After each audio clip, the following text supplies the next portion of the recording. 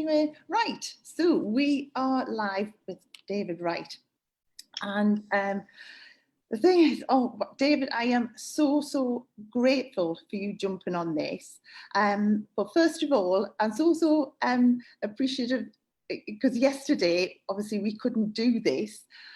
So we ended up having to pop it back off for today. But anyone who doesn't know David Wright, David is a fantastic HR advisor for writes regularly for Professional Beauty, advisor to HABIA. And the thing is that we've just been chatting before coming on here, and you know, I know the amount of questions that I've had and emails and calls I've had over the last few days. But David is literally getting 700 emails a day, and you know, as you can imagine, you cannot come back to everyone because it's just an impossible thing to do. So, you know, hopefully today we can go through a lot of things that possibly you were thinking of contacting David about, but anyone that you're contacting at the moment, obviously just please remember that you're not the only person, like everyone's going through it, but as well, the person who is the expert isn't an expert at the moment because we've never been through this scenario before.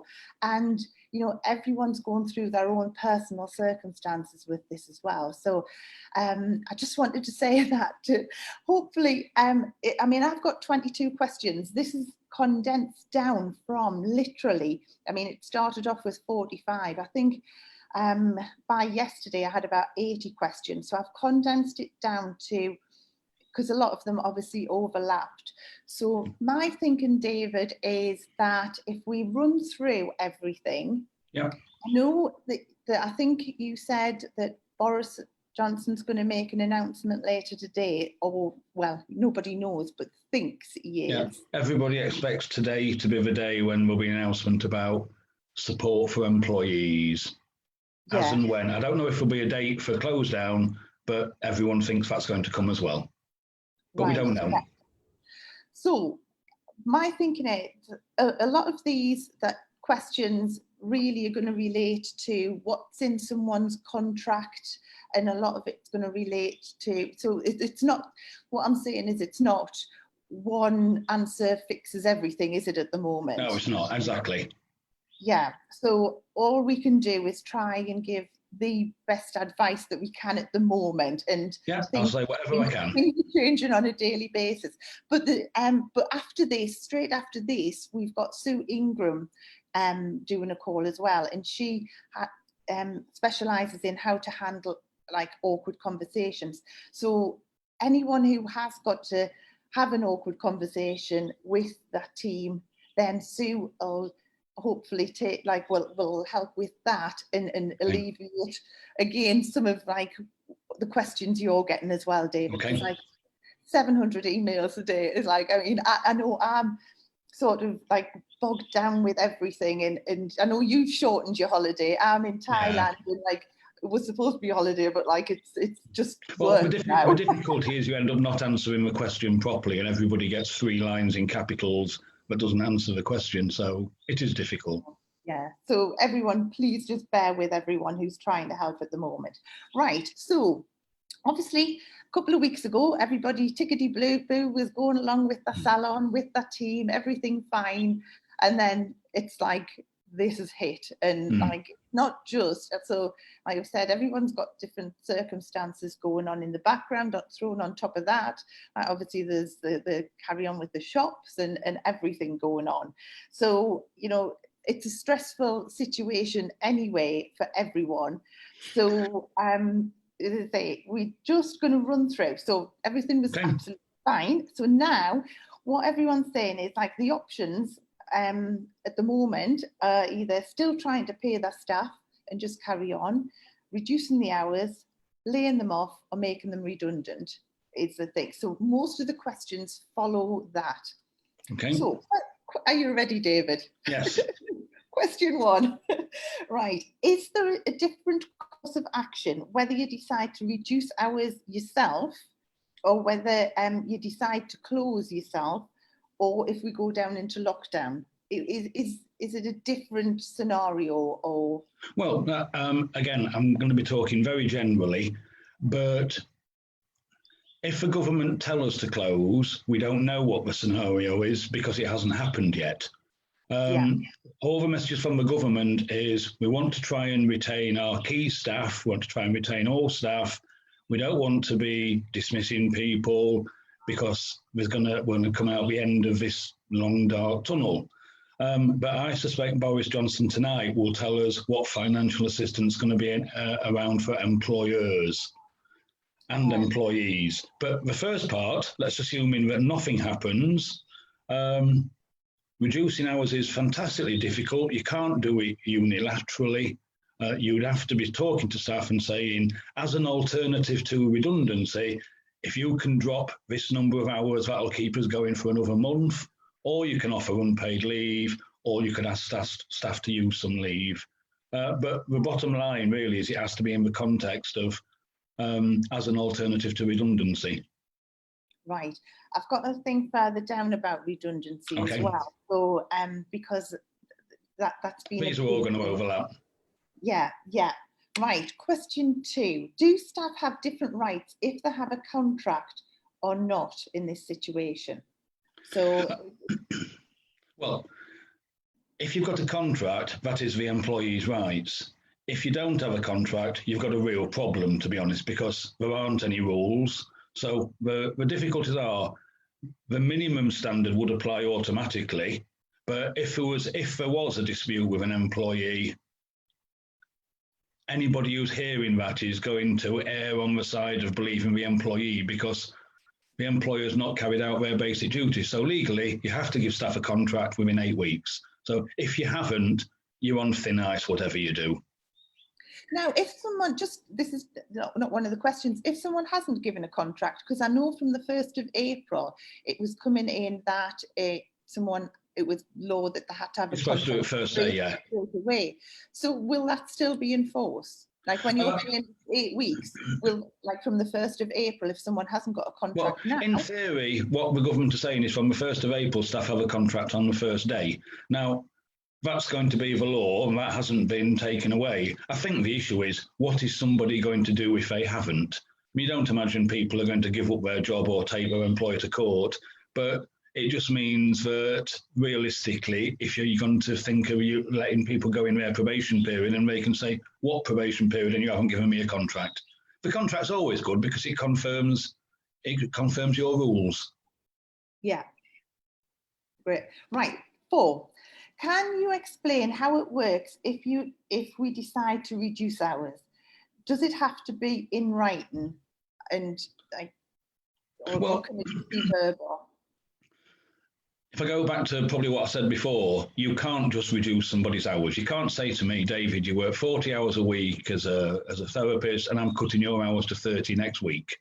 You haven't got that facility. That would just be an unlawful deduction of pay. I'm sure that out there in the world, some people will do it and some people will accept it. But I need to tell you what legally should happen, and you haven't got that right. So putting it in writing or doing it verbally would make no difference. It wouldn't be legal. What you're trying to do is persuade the employee to agree to it, probably for a short term. Yeah. What if, because I know this is happening a lot, what if because, everyone has fantastic employees, or most salons do. If there's a big gap, or someone say they're supposed to be at work until 6 and they've got nothing in from lunchtime, and they decide that to go home and reduce their hours voluntarily, how does that work? That's absolutely fine. So if you've got out of the blue a Tuesday afternoon with no customers, of course, if a staff wants to go home unpaid, that's fine. If they want to use some holiday, that's fine. If it was happening on a regular basis and we didn't have the coronavirus, you'd be looking at why am I employing that person that number of hours when I've regularly got gaps? But the real answer is, you say, if it's an afternoon and the employee agrees to go home and it's unpaid, absolutely fine, no problem with that. And in this situation, can that carry on for a few? Well, it can. I suppose it's going to depend about your staff. So and trying to be realistic about it. If I'm 19 and live at home, I'm probably much more financially independent than if my wages pay for the mortgage of my car. So Yeah. I think it's really a matter of who will volunteer. So staff probably maybe even prefer to go home if you've got no clients, but that's a chunk out of their wages, and that's why they need to agree. Right. Does length of service make a difference, or does everyone have the same rights in this? Length of service is not a factor. Length of service really is only a factor for things like unfair dismissal is 2 years, redundancy is 2 years. So, and even with redundancy, the suggestion is that you don't pick last in, first out, which would be the newest employees, because they would typically, in theory, be the youngest person, so it becomes age discrimination. So I think, and I've always recommended that you just treat the staff the same. So if you've got an issue, you'd speak to all the staff and say, before I look at redundancies, if people can agree to take, I don't know, a week's leave in the next 3 weeks or a week's unpaid leave in the next 3 weeks, that will help. Brilliant. Now, we've touched on this a little bit. Can we make anyone take unpaid leave and use holidays? Can we enforce that? There's a sort of yes and no. You can you can make people take holidays. You can't make them take unpaid holidays. And the rule for taking holidays, I'll give you an example because it's easier than it sounds. It's twice the length as the duration. So if you want everyone to take Friday off next week, one day, you have to give them at least 2 days notice. If you want people to take a week off, you have to give them 2 weeks notice. If you want people to take 2 weeks off, it's 4 weeks notice. So this is quite helpful if you can look in the diary and look at the end of a week, you've got a really short day. You can give then people notice to take holiday and they have to. Very unpopular, as you imagine, because people treasure their holidays and use them. But with the schools closing, you might find that people are much more receptive to either using holidays or taking unpaid leave. I think that one's really useful at the moment. I think that'll triggered with a lot of people. Yeah, can a staff member object to that? Obviously, not the notice with holidays. That's in law. So providing you give the right notice, you can insist staff take holidays. Just by the by, one of my 700 emails yesterday was from someone who wanted staff to use all of their holiday for the year. And people were very uneasy about having used all their holidays because we didn't know if the business would be there in a few months. And I think that's much more questionable. I think if you're asking people to take a week or 2 weeks or a few days, but to ask someone to take 5 weeks holiday and have none left and have to pay it back if a salon closed, it's probably more questionable. But Boris Johnson was saying last night, and doesn't matter what my politics are, but he was saying last night that this was, he hoped, going to last for 12 weeks and we'd all come out at the end of it, and we've invested a lot of money in our staff and particularly our junior staff, and getting through was better than getting rid. So I think tonight's measures are about helping employers not have to. yeah. He uses the term lay off staff. I don't think laying off staff's appropriate. I think it's just because everyone's in limbo at the moment. Yeah, it? I'm scared. I'm scared. Right, with the schools closing, can someone insist that they want to work from home and get paid, even if it isn't viable in our line of work? No, it has to be agreed. I mean, the advice is that we're trying to allow everybody who can to work at home, but clearly you can't work at home if you are a beauty therapist. You know, it just isn't possible. People are being very inventive. We've heard about restaurants becoming takeaways, and I'm sure there might be some people offering mobile services, but no, you can't realistically say you're going to stay at home. So can you make fathers and partners responsible? You know, if a salon, sort of if a therapist, if their 2 children, for example, are going to be off school, is there a way that you can, like a salon can say, well, we need you, you know, it needs to be your partner who takes the time off? Not really. I mean, obviously you can suggest it, but sadly it doesn't happen in lots of cases. And again, it's one of those things where what options have people got? It's an emergency situation. The schools are shut at desperately short notice, and the children are at home, and we've been advised not to go to grandparents. So it's one of those really, really difficult ones. But no, you can't.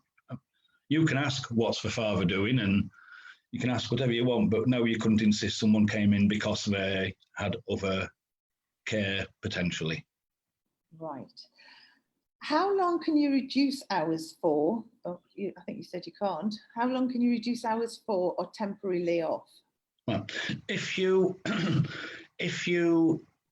get staff to agree to reduce hours, I suspect one of the issues that they'll ask is how long is it for? And there aren't any laws about how long it can or can't be. It's about how long will somebody agree to it. So I might agree to drop a Friday for 4 weeks, but I wouldn't agree to drop a Friday for 4 months. So it's really about talking individually to staff. Now, people keep using the term layoff, and I deliberately don't have layoffs in my contract. But if you do have a layoff paragraph in your contract, you just need to be wary, because if you lay staff off, you have to pay them £29 a day for the first 5 days. So as a cost. Then in theory, you say to them, I'm paying you nothing for 3 weeks. But after 4 weeks, they're able to make a claim for redundancy pay. So it's difficult, because realistically, if you're at the level of thinking I'm not going to use someone for the next 4 weeks, it's almost cheaper to make them redundant than it is to lay them off, because those first 4 weeks when they're getting no pay would have been part of their notice. But I'd say to people, just be really careful, because there's going to be an announcement tonight. Right. Now, just another note, I was just going to say, because obviously we're giving away a lot of information here. And if someone's frantically trying to make notes, I just wanted to say this is going to be recorded, so you will be able to listen to it back afterwards. So so go and get your cup of coffee instead of like frantically trying to make notes, because as I say, you can skip back to the bits that you need. Can someone claim benefits if their hours are reduced? That depends on their personal circumstances. I mean, I don't know the answer to that. I mean, it would be, people can claim benefits when we're working full time, depending on their earnings and their circumstances, but I don't know the answer. Right. I think it means if the drop below a certain amount, will benefits kick in? And I think again that's down to everyone's personal circumstances. It is, yes. And sort of what income's coming into the household. In theory, yes, yeah, exactly, because it's a household thing rather than an individual thing. Right. If someone's on a probation period, then should they be the first to go and then re-employ later? That's a good question. It's again, there's not an obvious answer, because the redundancy law says last in, first out probably shouldn't be used. But if it was separate from redundancy and people are in probation, I mean, what I would say is if there are other issues with staff in probation, well, then they're an obvious target. If someone's in their probationary period and working quite normally and you'd want to keep them and you've already invested some money in training, I would wait for tonight's announcement and see what's available for you. Right. You'll be pleased to know we're halfway through. Is there anything we can do differently if we decide to close rather than being enforced on us in lockdown? Is there anything we can do? Yeah, I understand the question. I don't think so. I think what will happen is people keep using the word lockdown, but whatever's going to be announced will apply to us all. Now, let's say, for example, the government decide that all businesses apart from food shops have to close on Monday, and all staff then are basically covered because it's virus related and the government's going to pay them half pay. Well, that will be the rule for all businesses. Now, some businesses already are announcing that they'll pay their staff 3/4 pay or full pay. But that would be an individual business decision. But realistically, once the announcement comes, we'll just have to adhere to it, and that'll be the minimum. It won't be a matter that if Boris says we're shutting on Wednesday, we can't shut and decide that staff are going to use their holidays instead, as far as I know. But we haven't had the decision or the legislation. Oh, yeah. I know it's midnight when he makes the announcement in the UK. It's midnight here, but I've been staying up just to so that I can sort of It's very process what. interesting, but it's like the grants which you spoke about yesterday. It's fine to say every business is going to get a grant, but it takes the people who are writing the rules for that and the people who are paying the grant, there's a catch-up time. And even after the announcement, we won't know the detail. Yeah, I mean, I've got someone in local authorities who's like sending me info ahead of like what's going out, like the memos they're getting around, which has been great. But like, you know, obviously I can't release any of it because it could change. But you know, it's like I think things are getting released, and then it's like, well, how are we going to do that kind of thing? You know, and nobody like in the local authorities knows beforehand. And then it's like, right, how's that going to actually happen? So yeah, exactly. I think the grants thing from the memos and things I've had seem to be that like it's going to be Monday that a lot of that gets released, because I think then it will just give them the weekend to process and get as much in place. Right, so can you temporarily suspend, or do you have to make someone redundant? Well, I wouldn't use the word suspend. Let's turn it the other way around. You can make someone redundant and that's it. There isn't a rule that says go away for 3 months and I'm suspending your job on no pay. Someone can agree to that. Someone can say, I'll have 3 months unpaid leave. But obviously they're still employed. But there isn't an available sanction to suspend people on no pay to wait for a period of time. Right. Right. So if you make someone redundant, and obviously it's tough at the moment whether or not like you've got money to pay anyone anyway. So how much is that going to cost to make someone redundant? Okay, let me do just to throw a few facts in. So you've got to have 2 years service to claim to be eligible for redundancy. Okay. If you get made redundant, everybody gets notice, which is 1 week for each full year of service to a maximum of 12. So my notice pay would, if I had 10 years service, I'd get 10 weeks notice. Now, big chunk of money. The redundancy pay is different. So you get your notice anyway. Redundancy depends on your age as well as your length of service. So this will be something people record.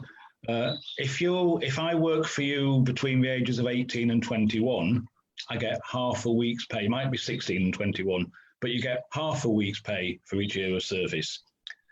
Service between 21 and up to 40, it's a week for each year of service. And that's the age gap most people will be in. If you've got service over 41, it's 1.5 weeks pay per year of service. So for example, let's give an example. Somebody who's aged 45 with 10 years service will get 10 weeks notice, and then they'll get something like 6 weeks redundancy pay at 1 week per year and 4 weeks redundancy pay at 1.5 weeks a year. Right. That's probably as clear as mud, but the notice is always the same, a week per year. The redundancy pay depends on the age. And if you were making someone redundant, what's the process you need to go through to do that? The process is 3 stages. I'm assuming these are small numbers. If it's over 20 people, you've then got to consult with them for 30 days. So, but I'm assuming all the numbers will be smaller. Yeah.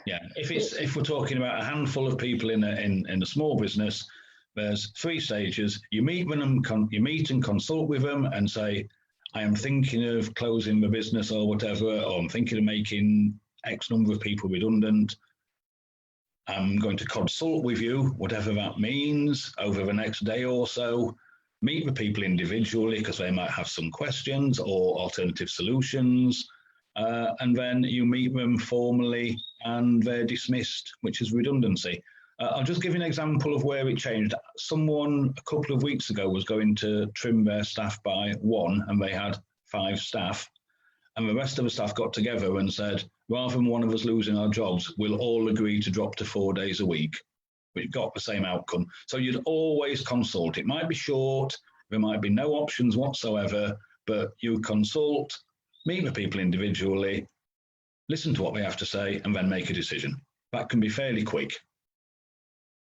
Right, Brilliant. Right. Can you only use the statutory sick pay if someone is ill, or can you put all staff on it for the 2 weeks? Well, as You know I what? say, There was 3 people who sent me this yeah. email. See, that's. I mean, it's a good question, a clever question, because I've no idea. I don't know what the rules are going to be for how employers recover this 2 weeks' pay, because I don't even think they're published yet. Everyone's guessing you'll deduct it from your national insurance contributions. And I don't know how the government will police if people have genuinely been off for the right reason, whatever. But you couldn't impose it on staff anyway. So even if you had lovely staff and we all said, yes, let's all go sick for 2 weeks, even though we haven't got any virus or any connection with virus, I don't know what the policing mechanism is to check that out. So I'd say it's probably unlikely. Right. At the other end, do we have to re-employ all staff on the same hours? If we go into lockdown, I think. Yeah. I think, at the other end, do we have to re-employ all on the same hours, or can it be staged or stay reduced? So I think that means, when come back, obviously, it could be that it's going to take a little while for the business to be re-established. This is presuming that someone either closes or goes into lockdown, isn't it? Yeah. It's a great question. Don't know the answer. There isn't the legislation yet, but it is, it's one of those really good questions that I don't know. I imagine not. One of my questions yesterday, which I also don't know the answer to, is if we're going to lockdown for 3 months, do staff still accrue holidays? Now, one of the things is, if they do, they're going to come back with quite a lot of holidays to take if they haven't already taken them.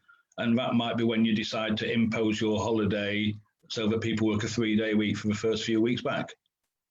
But the answer to the question is, in theory, as it stands now, apart from me wanting to say, I don't know because we haven't got the decision, but you imagine that people who are turned away because of a lockdown for a period of time will come back to the job that they left and the hours. Yeah, and I suppose it could be one of those things where it's just a person, sort of an agreement between a team as well, couldn't it? It could be. Of course it could. Yeah, absolutely. Yeah. Because we don't know how long this is going to be. And looking at my hair at the moment, it's unless I get the scissors out and things like that, there'll be lots of businesses where there'll be people queuing around the block to get in. I've had lots of customers who've been ringing me and saying they're really, really busy this week because everyone's, quote, getting in while they can. So you imagine after a shutdown of 2 months, there'll be a big rush. I think it matters a lot to what is said in that announcement as well, because I know on Monday, we closed on a Monday, but on Tuesday we had a lot of cancellations. But then the message on Tuesday seemed a lot more upbeat, and on Wednesday we didn't have any cancellations. Yeah, so exactly. You just can't judge it at the moment. No. Right. Someone's asked also about 0-hour contracts for the future to start with. So can you change someone's contract if they're on a contract now? Say we go into lockdown or whatever. No, you can't change that contract. No, I've had lots of people asking that and asking to introduce new paragraphs and things like that. What we haven't got yet, Susan, and this is why I've been so hesitant, we don't know if today Boris will say there's an automatic right for a claim of unfair dismissal if you're dismissed because of the virus, because we're going to pay employers X, Y, and Z. And we just don't know. At the moment, there isn't. So someone who's in probation has very little protection. But that might change tonight. Right. This one's a good one, actually. What if an employee says that they've been affected, it's affected their mental health and want to go on the sick or long-term sick? Well, they'd go on long-term sick. Well, they'd go on the sick. Yeah, they just do that, right. Do you need to speak to staff with daily updates now? And if there is a lockdown, or what's a reasonable contact kind of thing? Well, I think that's going to depend on everybody individually. Everybody would always say, give staff as much information as you've got. And that's very positive, and you take the staff with you, and no one's going to say they haven't got the information. But there's nothing in terms. The person following me are probably much better to give advice on that question. Yeah. Right. Is there a way to get rid of staff that weren't pulling their weight or were quiet anyway? I think it's like, can you use this as a bit of an excuse to get rid of like the slackers? I think it's probably the reverse. I mean, if you think, realistically, if you've got people who are underperforming, they've had a probationary period, you've had however long they've been there to sort it out, and redundancy is meant to be because there's not enough work, not because someone's not very good. Right. Is there any other rules for apprentices, or does everything just apply the same? No, apprentices are different. And bear in mind, we have different rules in England, Scotland and Wales, so I'm going to be quite general. Typically, the expectation is that apprentices are last resort for redundancy. And that's for a few reasons. It's because I'll count myself as an apprentice. I'm on a fixed term training contract for a short period of time, a year, 18 months, 2 years. I'm not eligible for minimum wage. I'm not part of your establishment earning money for a salon. I'm there because you're training me to get a qualification, and that's your deal with me to get training for a qualification. So typically, you can see why apprentices might be the easy target, but they're supposed to be our investment for the future, and they're really supposed to be last, not first. And if you were looking at making an apprentice redundant, I think the expectation is you go to the impossible times now. This was great 3 weeks ago. You go back to the college or back to the training provider and say, I've got an apprentice who's surplus to requirements. I've paid all this money and wages to train them for 15 months. Can you find them a home for the last 5 months? And normally that works really successfully. So back to the question, apprentices are supposed to be last rather than first, but these are exceptional circumstances. Okay. Is there any grants that can be used for wages? Well, I think this is what Boris will be announcing, isn't it, really? Yes, it is. That's watch for television tonight. Yeah. So what if you can't afford to pay this month's wages, or if, like, say, for example, that you pay weekly wages and things are already quite tight? What would you do if you can't afford to pay? If you can't physically do it, it's nothing different than before we had the virus. It would be you close, you make the staff redundant unless you have any other option. Of course, it's back of everything we've said. You could talk to the staff and say, I am desperately struggling. As an alternative to redundancy, will you take a week's unpaid or whatever you can persuade them to do? But the bottom line is you would close your business, and if you can't afford to pay for redundancy pay, then you'd go into receivership and the people make the claim from the government. Yeah. But I think that's going to be overtaken by events today. All right. I've got to the end of the questions. Now, what I'm going to do is I'm just going to check, because I know Connor has been sort of going through to make sure that because there would have been a lot of duplicate questions. Right, so Connor sent through a list. So we've got another 4 questions. Okay. If there are no clients and you charge their hours to a different day, you change their hours to a different day, but they can't do that because of, say, childcare, what do you do? I mean, that's very, very specific, but it presupposes you can change my hours to a different day, and I don't think that's legitimate. If I'm employed for 4 hours on a Tuesday, that's when I work. It's no point saying to me on Tuesday, don't come in, I'm moving you to Wednesday, if I can't come in. So I'd expect to be paid for Tuesday. Right. Second one, I offered a therapist a part-time job. She started on the 9th of April. She starts on the 9th of April. She's working her 4 weeks notice currently. Where do I stand if I have no work or we have to close? Do I have to still offer her the job? Okay, there's a few things there. First of all, we don't know what today's announcement is going to tell us, because that's bound to be one of the questions. People about to start a job or about to leave a job or about maybe going to go on maternity leave or something. Take us out of virus time. What you're always able to do is withdraw the offer. I mean, it's desperate if someone's working their notice and going to leave a job. because you imagine because the employer doesn't have to give them their job back. But the safest legal way is to say, I'm going to withdraw your offer, hopefully come to some agreement, or you'd say to them in advance, on day one, I'll end your employment in your probationary period and pay you a week's notice. Yeah, I mean, it's one of those, that's a hard situation, isn't it? Because the person who's handing my notice in, that, you know, that she can't really go back because they're probably on reduced or not as busy as they were. Yeah, that'll be the other question. So I've had lots of those employees they've booked holidays and now want to cancel them because there's no flights. Do I have to agree? Well, the answer is you don't have to agree, but you know, every case is different. Lots of employers saying to me, people have handed in their notice, now they want to change their mind. Can we do so? And again, the answer in normal circumstances is no. But you know, these are really special circumstances. Right. Next one. Oh, yeah, because pregnancy obviously is a big thing. I have a pregnant member of staff. Is in forced isolation. She's in forced isolation. She's currently using a holiday. When that's gone, can she claim sick pay, or does she have to start her maternity? No, she's in, I mean, it depends how many weeks pregnant she is, but the advice is that pregnant staff are now at risk. And I think it's talking about a 12-week period you should go into isolation, you know, whatever that means. Now, if somebody said, I'm in isolation, instead of statutory sick pay, can I use my holiday? As far as I'm aware, legally, they can, but they then just revert back to statutory sick pay. Now, it really depends how many weeks pregnant they are, because you can start maternity leave at 29 weeks, and that might be an option for a person.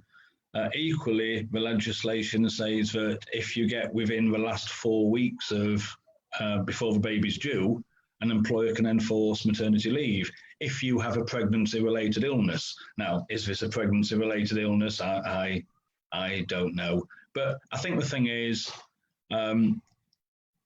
realistically, the person can self-isolate for 12 weeks. So if they've used holiday and they're not starting their maternity leave and they wouldn't come back to work, they'd be on SSP. Right, okay. Last one. Can I tell a member of staff who is in probation that from the end of the month, I do not have a job for her? She is a receptionist and I need to protect therapist jobs over receptionists, as they can cover the desk anyway. Well, in theory, yes. Again, I would wait for tonight, because by the end of the month, you know, we might be closed. But in theory, yes, because you'd have insufficient work because of whatever reason. So it's one of those theoretically, but I guess we'll get some very specific instruction, because the government are going to pour billions tonight, I hope, into keeping people in jobs. And I think the expectation is that there'll be some rules around what employers can and can't do if they were getting those benefits. But we really just have to wait and see. Brilliant. Well, David, that's all my questions. Is there anything that you think we haven't covered that you sort of had lots of questions about that I haven't had lots of questions about? Not really. It's all about, I mean, most people want to know what's going to happen in the future, and hopefully we're going to find that tonight. And then people have specific circumstances. Right, we've just had another quick 3. Right, we'll quickly do these ones. Okay, then I've got to go because I've got my list of calls. I know. Sorry about this. I just asked, what happens if staff are currently on maternity and the business has claimed the maternity pay up front? Do they have to pay even if they are closed? Or do we have? Yeah. So if someone's on maternity, that's like whether they're employed or unemployed. Yeah, I mean, we have to be careful, because you know I'm getting some questions from some fantastically enlightened employers, and I'm getting some questions which seem like it's Charles Dickens. But if someone's on maternity leave, they either get their maternity pay from the employer because the government's going to pay them, or if they're not employed, they get it from the state. So if you've claimed all the maternity allowance pay back for the year, you've claimed what you're going to pay the employee, and it would continue. It's exactly the same if you make somebody on maternity leave redundant. they still get their maternity pay paid up to the end of the period. Do I need it in writing from staff that they've agreed to cut hours to consolidate clients? Ideally, yes, or turn it round and you give them a letter. So you'd say, "Dear David, thank you very much. I'm writing to confirm you've agreed to drop your hours from 40 to 30 for a period of X weeks," and then get them to sign it. That's probably easier for you to do it. Last one. What if someone chooses to go into self-isolation? Are we still responsible for paying them after the 2 weeks that the government have said they'll pay? Well, in theory, no, because the self-isolation period is supposed to be 2 weeks. After that, if they go sick, they need a sick note. Yeah. And then, yes, if they're sick, you would have to pay, and you won't get the money back. Brilliant. Right, David, thank you so much. That has been so helpful. You know, and hopefully that's answered a lot of questions from people who we're going to send you another ton of emails today. So hopefully you'll not have 700 today. No. But you know, I cannot thank you enough. Thank you so much. It's my pleasure. I hope everybody gets some really clear good news tonight. Yeah. Thanks again. And no doubt I'll be calling on you again soon, David. All right. Thank you. My pleasure. Thanks a lot. Take care. Bye.